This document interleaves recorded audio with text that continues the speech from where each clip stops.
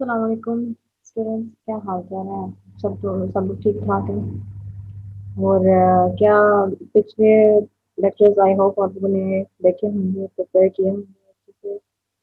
और आज हम कंटिन्यू कर रहे हैं क्वेश्चन नंबर 3। फर्स्ट क्वेश्चन हमने किया था, जो ऑनलाइन क्लासेस जो लेक्चर था उनमें फर्स्ट जो लेक्चर था वो समरी था और साथ एनालिसिस ऑफ थीम्स थी। वो फर्स्ट क्वेश्चन में वो था। फर्स्ट टू क्वेश्चन वैसे बनते हैं वो। और सेकंड क्वेश्चन जो रिसेंटली हमने डिस्कस किया था, ऑटोबायोग्राफिकल नॉवल से related.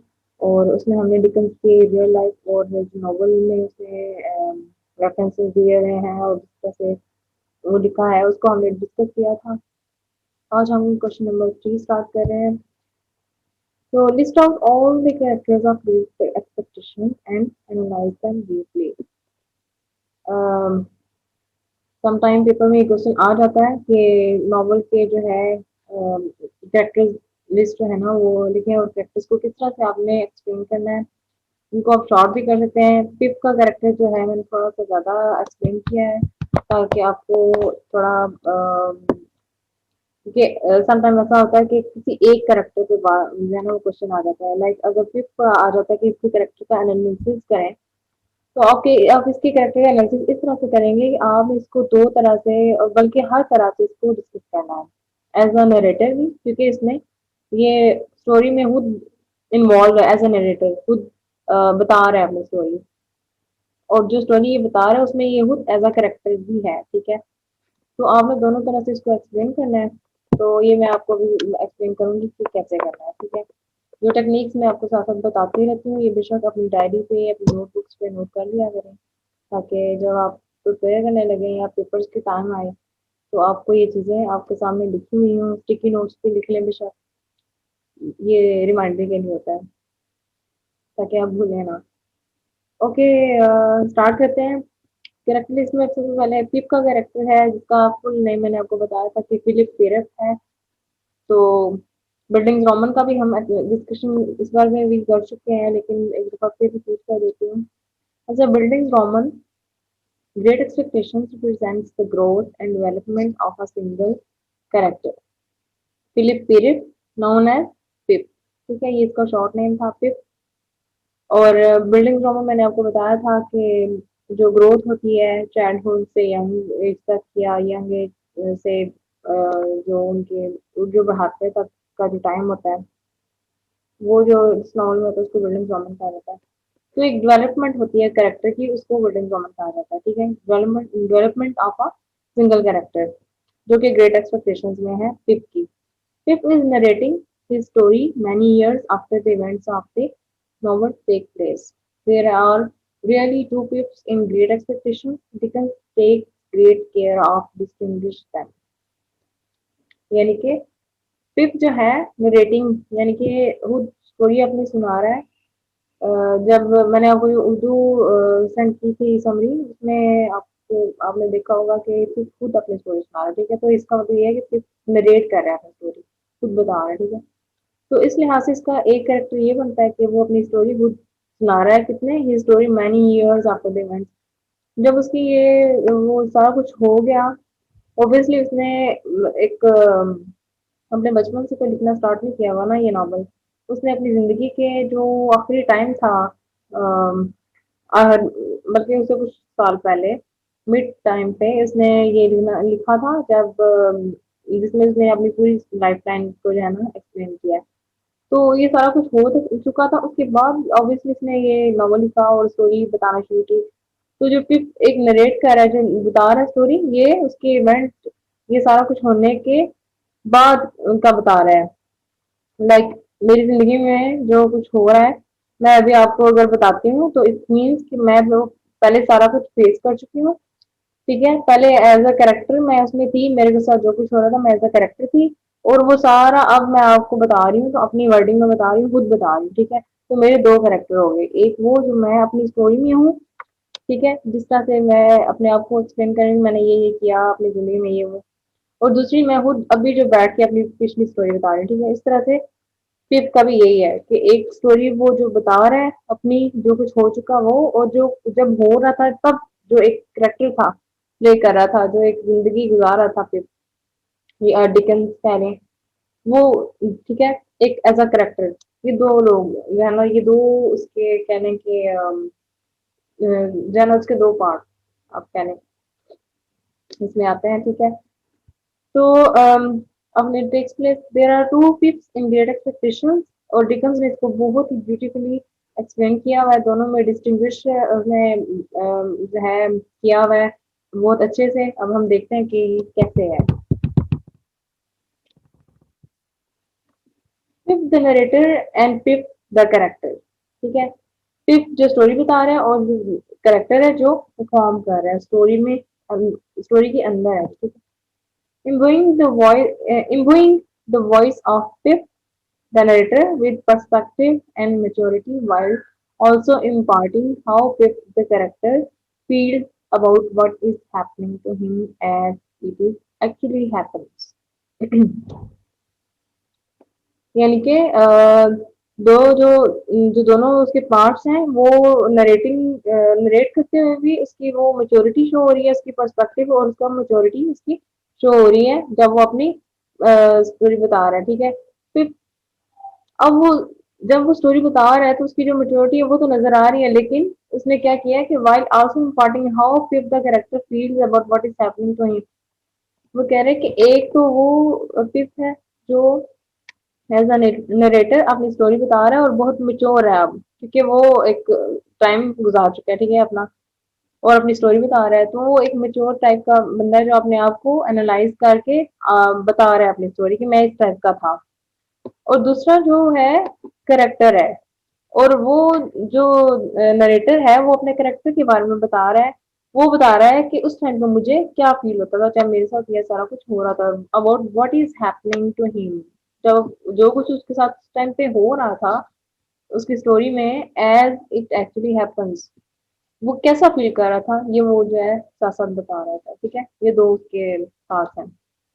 This skillfully executed distinction is perhaps best observed early in the book when the character is a child.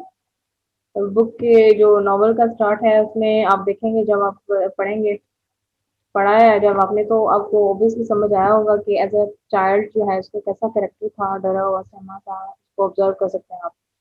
Fifth the narrator, अब यहाँ पे कह रहे हैं here Pip the narrator gently pokes fun at his younger self. अब उसको अपना जो उसकी जवानी का टाइम था, जो बच्चा बचपना था और वो सारी हरकतें जो वो करता रहा था, उसको थोड़ा सा उसको जो है ना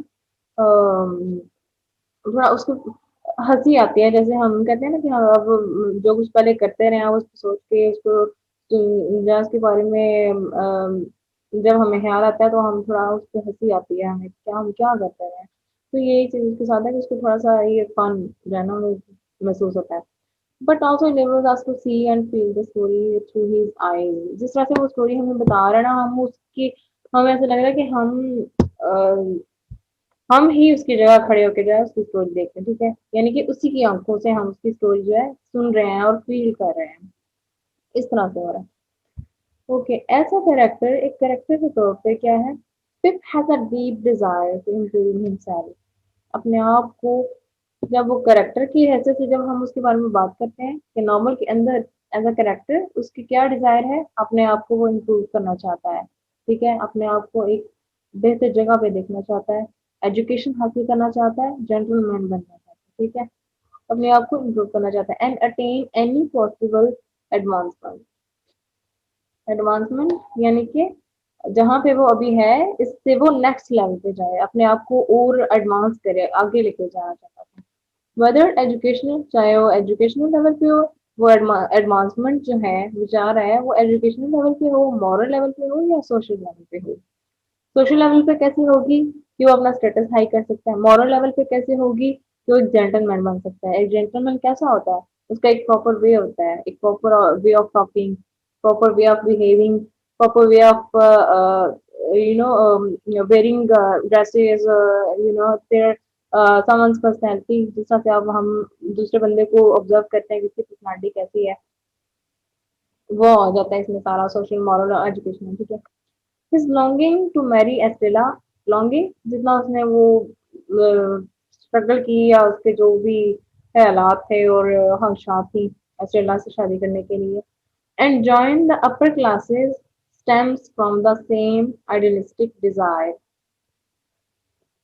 उसकी एस्ट्रेला से शादी और अपर क्लास ज्वाइन करने की जो उसकी कोशिशें थी, उसकी जो ख्वाहिशें थी, उसकी जो विशेस थी।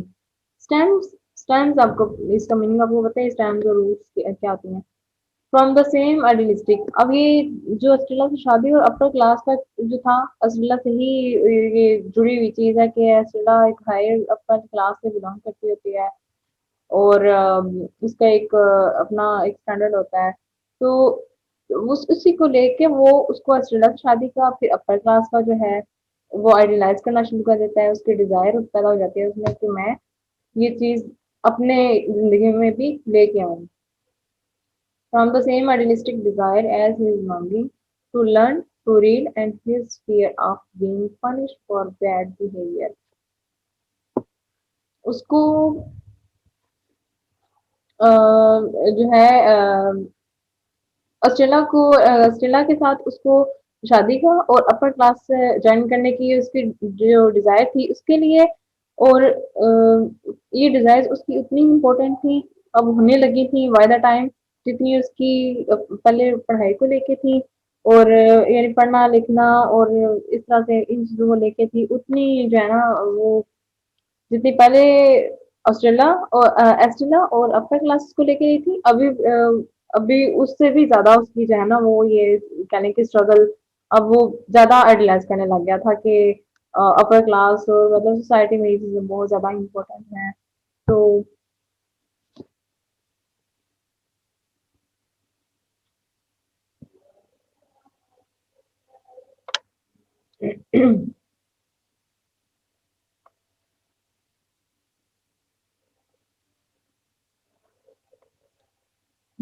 fear of being punished।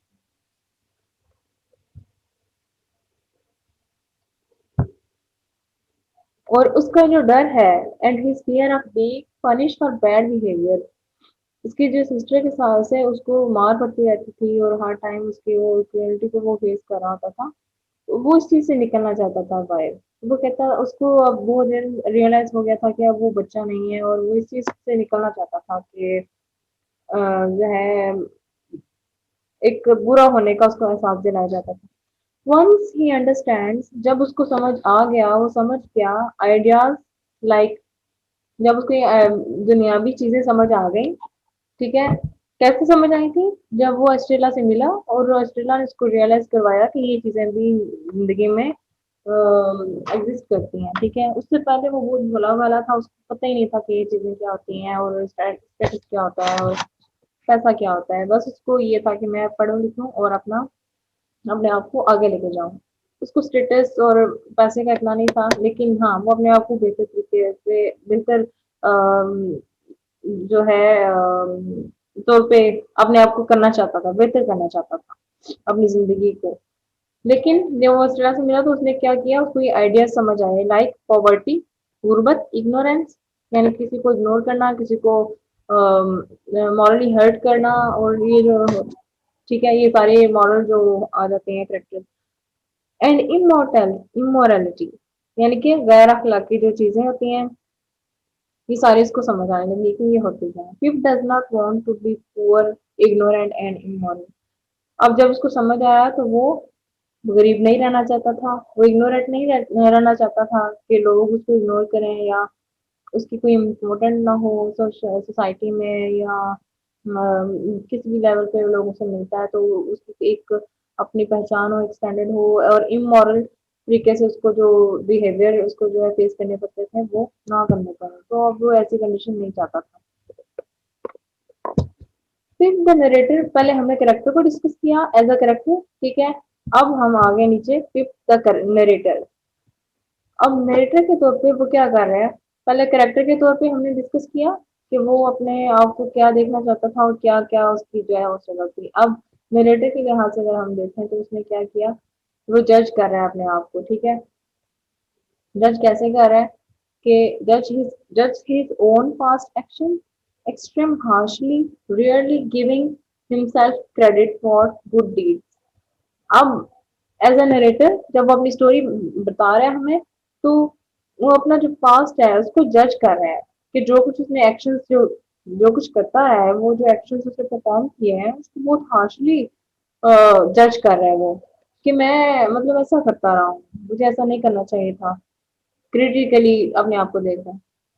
Rarely giving himself credit, अपने आप को बहुत ही रियर होता है, बहुत कम, बहुत अक्सर, ठीक है, बहुत मतलब आम तौर पे नहीं, बहुत ही रेयर केसेस में गिविंग हिमसेल्फ क्रेडिट, अपने आप को इस बात का क्रेडिट दे रहा है फॉर गुड डीड्स। उसको लगता है कि उसने बहुत कम अच्छे काम किए हैं, तो वो बहुत कम उसने अपने आप को अच्छे कामों का क्रेडिट दिया है। बट एंग्रीली और गुस्से से भी, castigating himself for bad ones, castigating himself, अपने आप को जिम्मेदार ठहरा रहा है गुस्से से, जो कुछ उसने अपना अपने साथ और दूसरों के साथ बुरा किया था, फॉर बैड वंस, जिसने जो कुछ भी बुरा किया था अपने साथ या अपने दूसरों के साथ। एज अ कैरेक्टर, एक कैरेक्टर की हैसियत से, however Pip's idealism and his tendency to oversimplify situation based on superficial के मीनिंग्स मैंने मीनिंग मैंने साथ लिखी है, एक्सटर्नल आउटर इसको कहते हैं, ठीक है। सुपरफिशियल जो आपके आउटर जो अपेयरेंस होती है उसको कहते हैं। Values often lead him to perceive the world rather narrowly and behave badly towards the people who are who care about him, ठीक है। अब एज अ करेक्टर जब वो देख रहा है कि जो उसकी आइडियलिज्म थी, जो आइडियलाइज करता था और जिस तरह से वो चीज़ों को देखता था कि मैंने जेंटलमैन बनना है, पैसा कमाना है, पढ़ना लिखना सीखना है, वो इन चीज़ों को बहुत ओवर सिंप्लीफाई करना है कि बहुत आसान समझ आता, बहुत आसानी से कर लेने वाला, और बहुत ही कहते हैं ना किसी चीज़ को अंडर एस्टिमेट करना कि ये तो मेरे हाथ में है, मैं बहुत आसानी से कर लूंगा इसको। जैसे कि मैं सोचा था कि मुझे मौका मिलेगा तो मैं अपनी ज़िंदगी बनाने का और अपने आप को आगे अपग्रेड करने का, तो मैं अपने आप को एज अ जेंटलमैन देखता हूँ, मैं ऐसा करूँगा। लेकिन वो चीज़ों को बहुत सिंपल समझ रहा था, उसे लग रहा था कि चीज़ें बहुत सिंपल हैं, आराम से हो जाएंगी, इतनी कोई बड़ी बात नहीं है वो सब है। तो वो ओवर सिंप्लीफाई करना इसको कहते हैं। सिचुएशंस बेस्ड ऑन सुपरफिशियल, जो बैरूनी चीजें हैं ना, जो हमारी जो आउटफुल वैल्यूज होती हैं, जिनको हमने जैसे आप पढ़ाई कर रहे हैं तो आपने बाकी सारी चीजों को भी देखना होता है। अगर आप पढ़ाई कर रहे हैं, तालीम हासिल कर रहे हैं, लेकिन आपकी तहजीब कहीं पीछे रह गई है और आप इग्नोरेंट बन जाते हैं, आप प्राउड फील करने लग जाते हैं अपने आप पे, और आपको आपके हाथ में अगर पैसा आता है तो आपको उसकी कोई परवाह नहीं होती, आप कोई सोच समझ नहीं रखते हैं ये वो उससे रिलेटेड। तो ये जो वैल्यूज होती है ना, आप इनको अंडर एस्टिमेट कर रहे थे, ओवर सिंप्लीफाई कर रहे थे, ठीक है। तो ये चीज उसने की थी, based on superficial values often lead him to perceive the world rather narrowly. अब इन चीजों को उसने ओवर सिंप्लीफाई किया, ठीक है, इन वैल्यूज को उसने कोई इंपॉर्टेंट ना दी, तो क्या लीड हिम, उसको कहाँ ले गई वो चीजें, टू परसीव, समझे द वर्ल्ड रेदर नैरोली, उसने दुनिया को बहुत ही तंग नजरिए से समझा, एंड बिहेव बैडली, उसने बहुत बुरा बिहेव किया टूवर्ड्स द पीपल, उन लोगों से हु केयर अबाउट हिम, जो उसके लिए केयर करते थे। कौन केयर करता था उसके लिए? मिस्टर जो, बीडी करती थी, ठीक है, एल्बर्ट मैग्विच, जिसके बारे में से पता चला मिस्टर जेबल से कि इसने इसको सपोर्ट किया, तो पहले वो बहुत उसको शर्मिंदगी हुई थी, ठीक है। तो ये चीजें इसमें याद आती हैं। When Pip becomes a gentleman, for example, he immediately begins to act as he thinks a gentleman is supposed to act. तो वो जेंटलमैन बना तो उसने एक जेंटलमैन की हैसियत से एक्ट करना शुरू कर दिया, ठीक है। He immediately begins, उसने फौरन से शुरू कर दिया to act, ऐसे एक्ट करना, as he thinks, उसे लगता था, जैसे उसे लगता था, a gentleman is supposed to act, उसे लगता था जैसे एक जेंटलमैन को एक्ट करना चाहिए, ठीक है, वैसे एक्ट कर रहा था, विच लीड्स हिम टू चीट Joe and Biddy snobbishly proud के साथ, एंड कोल्डली बहुत सख्ती के साथ। तो उसे लगता था कि एक जेंटलमैन जो है एक बहुत प्राउड और एक अपने स्टैंडर्ड में रहता है, पर्सनालिटी होती है उसकी, इस तरह से वो बिहेव करता है, वो उसमें रहने लगा, और वो उसका नुकसान क्या हुआ कि जो और बिडी से दूर हो गए थे, और उसको उन दोनों को वो बहुत प्राउड और कोल्डली बिहेव करता था, ठीक है। अच्छा अच्छा, पहले उसने बताया as a character, as a narrator बताया, अब वो कह रहा है कि on the other hand Pip is at heart a very generous and a sympathetic young man. वगैरह के करेक्टर और नरेटर के कोई साइड पे करके तो दूसरे तरफ देखा जाए तो पिप जो है बाय हार्ट अगर देखा जाए तो एक बहुत जनरस बंदा है, लिबरल यानी कि बहुत खुली सोच वाला अच्छा इंसान, सिंपैथेटिक जो हमदर्द होता है, ठीक है, a fact that can be witnessed in his numerous acts of kindness throughout the book, helping Magwitch secretly buying Herbert's way into business, and his essential love for all those who love him. अब उसके kind heart और sympathetic जो उसकी nature है उसका कहाँ से अंदाजा लगाया जा सकता है, affect that can be witness, हम इससे इसकी गवाही दे सकते हैं, अंदाजा लगा सकते हैं, in his numerous acts of kindness, ने काइंडनेस कहाँ से शो की इस नॉवल में, हेल्पिंग मैगविच, मैगविच की हेल्प की at the end of novel, जब वो शिप पे उसको बिठा के लेके जा रहा होता है उसको, जब वो इलीगली आया होता है और उसको पकड़ लिया जाता है तो वहां से वो उसे वापस भेजने की कोशिश करता है और उसकी हेल्प कर रहा होता है, ठीक है, यहाँ पे वो उसकी काइंडनेस शो हो रही होती है, सीक्रेटली बाइंग हर्बर्ट्स वे इनटू बिजनेस, अब हर्बर्ट को वो उसके वे ऑफ बिजनेस को अडॉप्ट भी कर रहा होता है लेकिन हर्बर्ट की मदद भी करता है उसके बिजनेस में, तो ये उसकी काइंडनेस थी जो कि बुक में शो की गई है, and his essential love for all those who love him, जिन जिनको वो जो लोग उसे चाहते थे उनके लिए उसने फिर बदले में उनको देर से ही सही लेकिन उनको भी उसने वो उतनी ही मोहब्बत दी है, ठीक है, okay, not long after meeting Miss Havisham and Estella, Miss Havisham और एस्टेला से जो है बहुत ज्यादा टाइम तो नहीं उनकी मतलब मिले हुए हुआ था जब क्या था, पिप्स desire for advancement largely overshadows his basic goodness, उसकी जो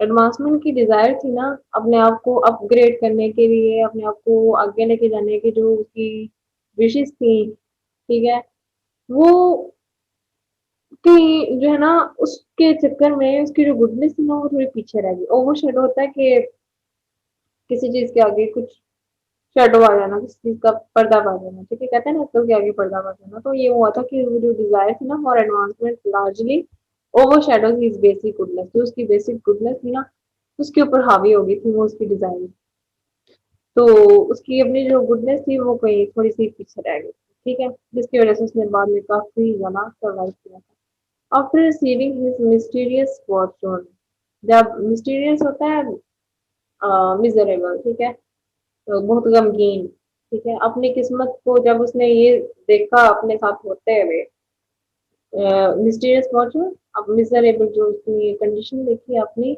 बात की, पहले उसने इग्नोरेंस शो की, उसकी गुडनेस कहीं पीछे रहेगी, इग्नोरेंस शो की उसने अपने जो लोग मिलने वाले थे मोहब्बत करने वाले थे और उसकी आइडियलिस्टिक विशेष के पीछे, ठीक है, वो जाता रहा, तो उसने क्या किया अपना बहुत ज्यादा नुकसान कर लिया, उसकी वजह से वो उसके जो चाहने वाले थे वो कहीं बहुत ज्यादा पीछे रह गए।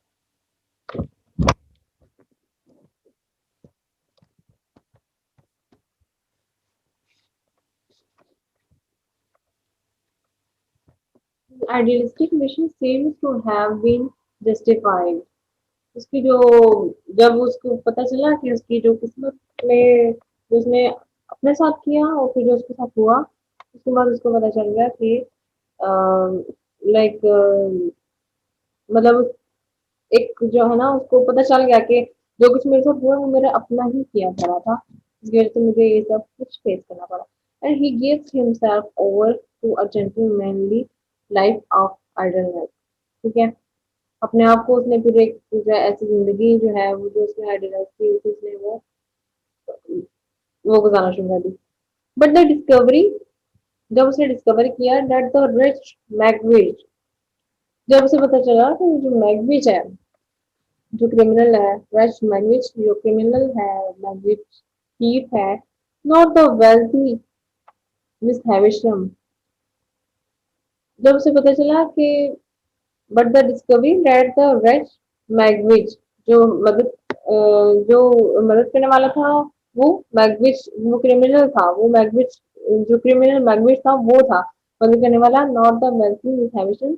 मिस हैविशम नहीं थी, जो दौलतमंद है मिस हैविशम थी, जिसको वो समझा था कि मेरी बेनिफैक्टर है या मेरी हेल्प कर रही है अननोन पर्सन के तौर पे, वो कोई और है, वो मैगविच है।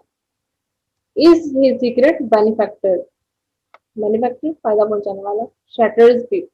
जब उसे ये पता चलता है कि मैगविच है जिसने उसे सीक्रेटली फायदा पहुंचाया और जेंटलमैन बनाया और ये सारा कुछ, तो वो थोड़ी देर के लिए शटर हो जाता है। शटर होता है कोई चीज आपको बहुत ज्यादा शॉक कर दे, परेशान कर दे, ठीक है। The fact that he comes to admire Magwitch, जब उसे पता चला, जब द फैक्ट हकीकत that he comes to admire Magwitch, उसने मैगविच को एडमायर करना मतलब किसी को प्रेज करना, थैंक यू कहना या दुआएं देना कि जो कुछ उसने उसके साथ किया, ठीक है, इसलिए वो एडमायर करने आया। वाइल लूजिंग लूजिंग एस्टेला, जब उसने एस्टेला को खो दिया, forces him to realise that one's social position is not the most important quality one possesses। जब उसने एस्टेला को खो दिया और मैगविच ने उसकी मदद की, उसे मैगविच का पता चला, तो उसे समझ आया, फोर्सेस हूँ, वो मजबूर हो गया टू रियलाइज, ये जानने के लिए, that one social position is not the most important quality one possess। किसी की सोशल पोजीशन जो है इम्पोर्टेंस इम्पोर्टेंट नहीं है, मैटर नहीं करती है। Also that his behavior as a gentleman has caused him to hurt the people who care about him most। और उसे ये भी पता चल गया कि उसने जाने अनजाने में अपने जेंटलमैन बनने की हर्ष के अंदर अंदर उसके पीछे अपने बहुत सारे चाहने वालों को बहुत बुरी तरह से हर्ट कर दिया। Once he has learned these lessons, Pip matures into the man who narrates the novel and completing the building woman। जब उसे पता चल जाता है ये सारा कुछ और फिर वो अपना लेसन, मॉरल लेसन वो सीख लेता है, तो फिर क्या करता है, वो एक मैच्योर इंसान बन जाता है, जो कि अब ये बैठ के पूरी स्टोरी लिख रहा है, बता रहा है, ठीक है। और उसने बिल्डिंग्स रोमन की जो एक ग्रोइंग डेवलपमेंट है करेक्टर की, उसको कंप्लीट कर रहा है, ठीक है। ओके, अब एस्टेला का करेक्टर है, एस्टेला का ऑलरेडी मैं इंट्रोडक्शन आपको दे चुकी हूँ, लेकिन एज अ करेक्टर अभी हम दोबारा से इसको डिस्कस कर लेते हैं।